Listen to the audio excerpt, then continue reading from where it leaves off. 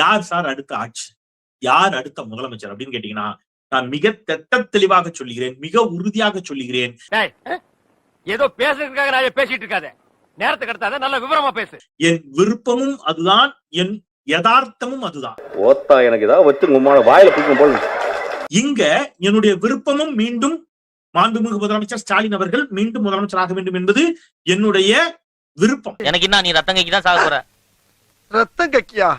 என்னுடைய என்ன சொல்றது, விருப்பம் என்பதை தாண்டி 24 மணி நேரமும் நமக்கு அதுதான் சிந்தனை.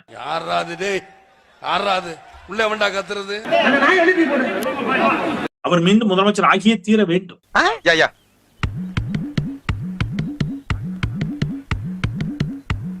மீண்டும் முத்துவேல் கருணாநிதி ஸ்டாலின் எனும் நான் என்று சொல்லி அவர் முதலமைச்சராக பதவி ஏற்க போகிறார்.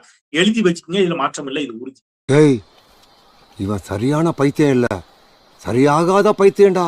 இந்த வீடியோ பாக்குற தாவேக்காவுக்கு வாக்களித்த படித்த முட்டாள்கள், சோரி முடிச்ச மொன்னா நாயி அந்த முக்குல போய் உட்கார்ந்து பிச்சை எடுக்க போகுது. அதுக்கு லவுட்ட பாரு. ஏண்டா எடுக்கிறது பிச்சை, பேசுறது ஏகத்தாளமா பேசுற. சாரி, கொஞ்சம் கடினமான வார்த்தை பயன்படுத்துவதற்கு. படித்த முட்டாள்களிடம் நான் ஒரு கேள்வி கேட்கிறேன். என் வயிறு எரியுதுடா. ஏன் ராவா குடிச்சியா? சத்தியமா சொல்றேன், ராவா தானே குடிச்ச. ஐடி கம்பெனில வேலை பார்க்கிற பலரும் வந்து தாவேக்காவுக்கு சென்னை வாக்களித்திருக்கிறார்கள். என்ன பார்பிக்யூ ஸ்மெல் வருது? பார்பிக்யூ ஸ்மெல் வரல? ஓ பெரியப்பா, இவன் எவனாவது சோத்துல முன்னாடி தட்டில சோறு போட்டு உட்கார்ந்து இருப்பான். அந்த சோத்தை சாப்பிடுறாங்க, அந்த சோறுல உப்பு போட்டு சாப்பிடுறாங்க. அந்த சோறு திராவிட முன்னேற்ற கழகம் அவனுக்கு தந்த சோறு. நான் போடுற எச்ச காசை தின்ற நாய்ங்க சோத்தை சாப்பிடுறாங்க, அந்த சோறுல உப்பு போட்டு சாப்பிடுறாங்க. அந்த சோறு திராவிட முன்னேற்ற கழகம் அவனுக்கு தந்த சோறு.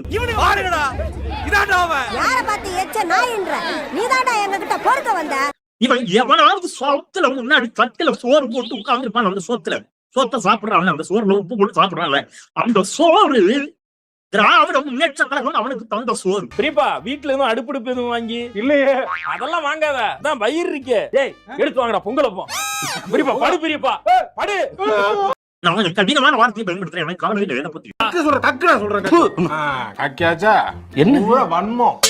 வன்மங்களை உள்ள வச்சிருந்தா உனக்கும் கெடுதல், எங்களுக்கும் கெடுதல். உங்க தாத்தாவும் உங்க அப்பாவும் கம்ப்யூட்டர் படிச்சாங்களா? இல்ல.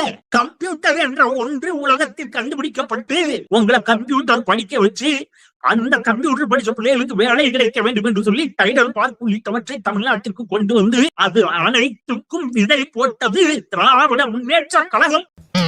இளவு வீட்டுல கும்பலையா கூட இவ்வளவு அழுக மாட்டாளுங்க, ஆனா நீ இந்த ஆளே அழுகிறியடா. இந்த ஆளே அழுகிற நீ. நட்பு புரியக்கூடாது.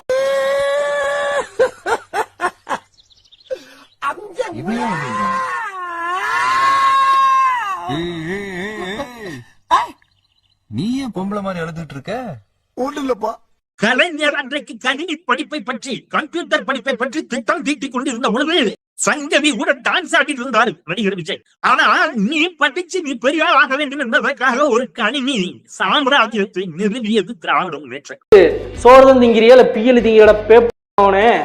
இந்த பொழப்புக்கு 4 பேர் பொழைக்கிற மாதிரி இருக்கா? போய் வேலையை பாரு. லூசு ஏடா பேசுற லூசுங்கறாங்க, பைத்தியக்காரனா?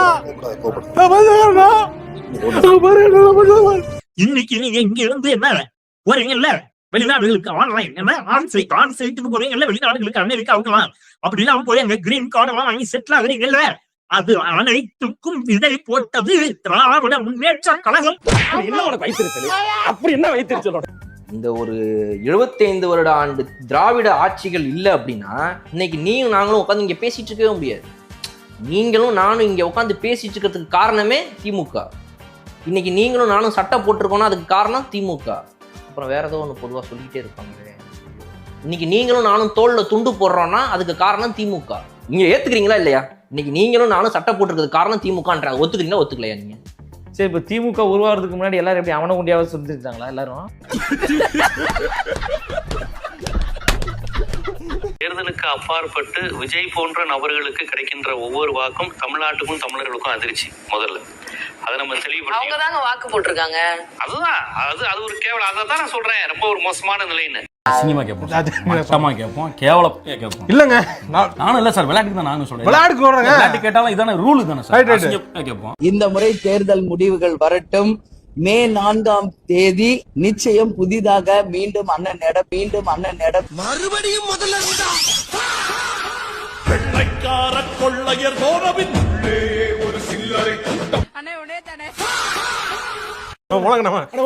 போட்டாச்சு. உங்களுக்கு தான் போட்டிருக்கேன். உங்களுக்கு தான் போட்டிருக்கேன். உங்களுக்கு தான் போட்டிருக்கேன். உங்களுக்கு தான் போட்டிருக்கேன்.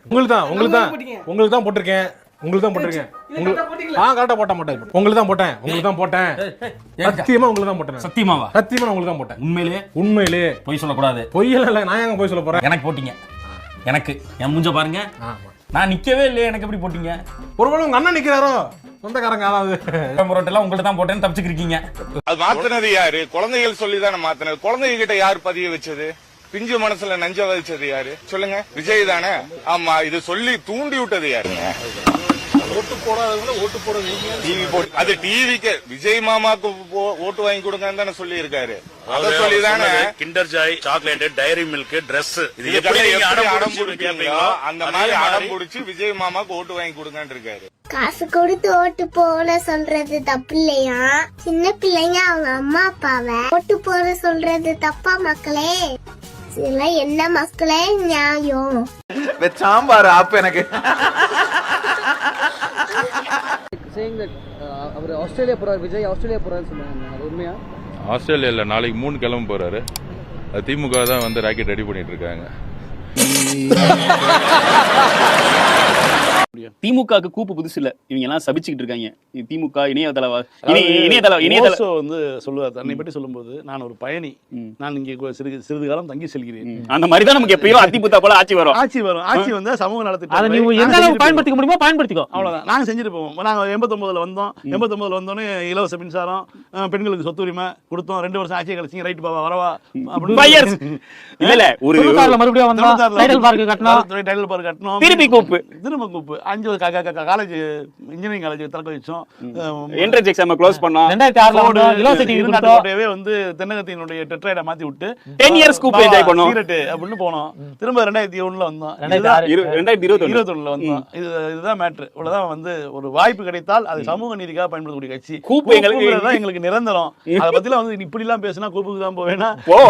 நாங்க கூப்புக்கு போறோம். நீ எங்க போவேன்னு இல்ல. கூப்புக்கு போனா நாங்க இன்னும் அதாவது இணையதளவாசிகள் இன்னும் நிம்மதியா இருப்போம். திமுக காரை மாதிரி எல்லாத்தையும் அதாவது வந்து ஸ்டாக்ஹோம் சிண்ட்ரோம் சொல்லுவாங்க. அந்த மாதிரி